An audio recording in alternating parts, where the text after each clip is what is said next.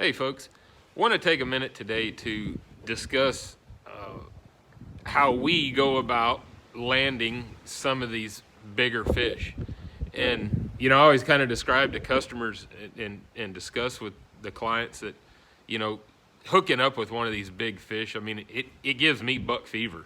And it's kind of funny, the group we had just last week. I mean, we had a phenomenal week of fishing, very blessed with some big fish and set some personal best.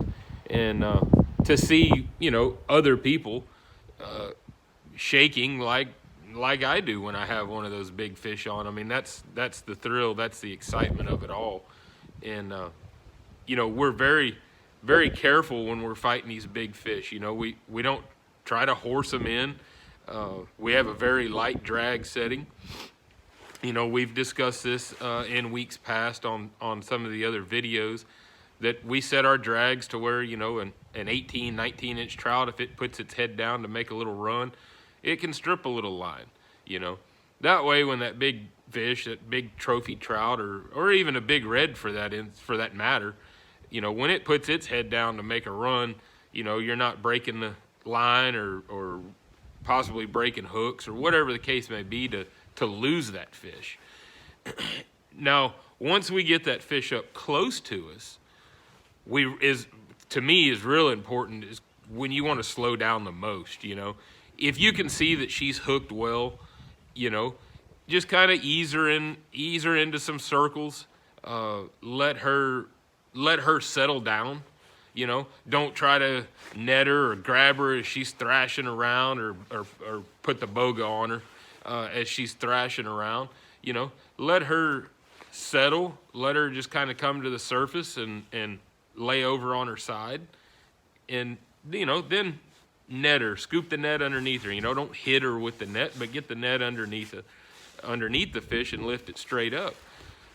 Or with the boga, you got to have that mouth open a little bit, and it takes a little more to get one of those bigger fish on the boga. But I think if you slow down and take your time, like I said, especially if that fish is hooked,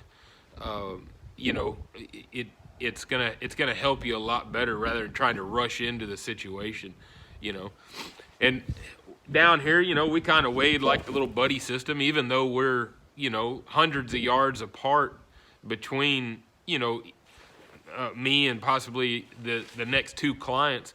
You've got somebody kind of right next to you.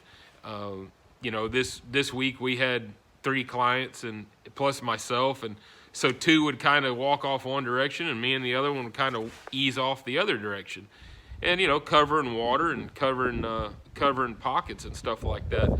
But again, we had that buddy system. If we had a good fish on, we were able to whistle or holler and get their attention, and they'd start making their way over there and help each other land a fish. That way you didn't lose it. But like I said, I think one of the biggest keys is to try to slow yourself down. It is hard to do. Your heart rate's going, your adrenaline's pumping, but if you slow down and take your time, I think you can bring some of these bigger fish to hand more times than not. So I hope this little tip helps. I hope everybody's staying safe out there. We got this, crazy cold weather that blew in, and it's going to change the fishing this week. But things should start getting a little more back to normal later in the week as we start to warm up. So y'all be safe, and we'll see y'all later. Bye.